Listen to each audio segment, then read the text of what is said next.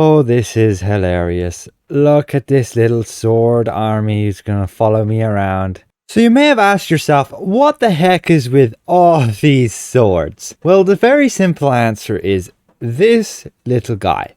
This little vanity pet summons a sword which follows it around.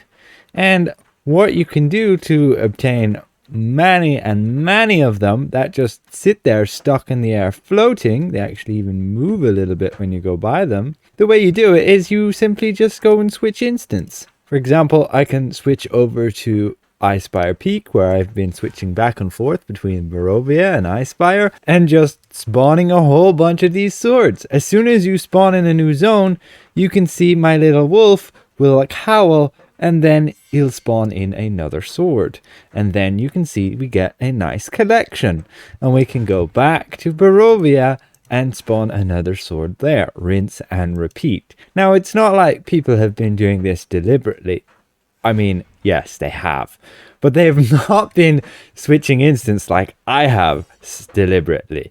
What you do is you just simply go and summon that vanity pet and then run around with him. And whenever you switch an instance, for example, in the North Dark Reaches doing the heroic encounters, you may have seen there's a shit ton of swords by like the Darkness heroic. And that is because people switch instance after, having that vanity pet summon the sword. It's pretty amusing, and I'm sure Cryptic will sort it out at some point. People are cracking jokes about the sword coast with so many swords. But again, that is very simply how all these swords and why they're all there. Now, you might even ask, how do you get that vanity pet? Yeah, it's not exactly very common. It's a pretty rare find. The way to obtain it is you have to do master expeditions tied with Undermountain adventure, and you have to do them on all 3 runes and get these shadows to spawn. I'll show you 1 second. So when you're going to do your master expedition, you'll start out by placing these runes, and you have to go and place in 3 runes. It shouldn't matter what type you do at all. You just need to have 3 of them, so you have like 3 different debuffs. In Pacific areas, you'll get the notification. You feel an immense amount of power coming from this room. And when you kill everything in that room, you will then have this shadow appearing. You can see we finish off the remaining guys. And just here we have the shade. This guy you can interact with, and you can summon a certain boss. And we summon, for example, this one. And these bosses will drop you your Watcher weapons, and they will also drop you those vanity pets. And if you go and beat up, I believe, the one for Sorrow, you will get this little teal wolf vanity pet, which, again, will give you all that ability to spawn these swords. Yeah, it's a pretty cute little vanity pet. And in my opinion, they're the best vanity pets because they're the hardest ones to obtain. You also have your little white knight here as well. That guy is probably the hardest to beat up. I managed to do it with just one other guy with Psy.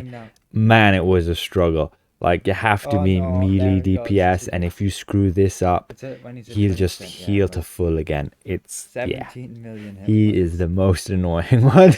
But at this point, Watcher runs has become significantly more easier with power creep. So definitely feasible, and this boss in particular required you to basically have a significant amount of bursts during this last 20%. You can see right here. If we hadn't killed him, he would again just heal to full. And we get our loot there. You get your awakening essence, which was used to like restore successor gear and so on. You also got, and there's exactly your vanity pet, the little white knight. And so you can do the exact same thing with the Sorrow, and you'll get the teacup Fey Wolf, which is pretty cool. And again, he summons that sword which follows you around along with him. Weirdly enough, now we actually have 2 swords following us around. Okay, interesting. I had not known that was a bug, but you can resummon him, switch him again, and we can probably have an army of freaking swords following us around. Well, let's do that for a bit, eh? Oh, this is hilarious. Look at this little sword army who's gonna follow me around. Oh my god. And this isn't like the limit of it. I can have so many of them. Oh my god. Yep, you just keep letting him resummon a sword, and once he does so, then you swap him out and swap him back in, and then there you go, he summons another sword. There we have it, and we can do it again. Rinse and repeat, and we can end up getting hundreds of little swords following us around. Oh, this is hilarious. And they all like spread around you as well. Yeah, so that might be why you have so many swords sitting around in those instances. That should answer your question adequately. When they will fix this, who knows? Special thank you again to these channel members for their added support, and we'll see you guys around. Goodbye for now.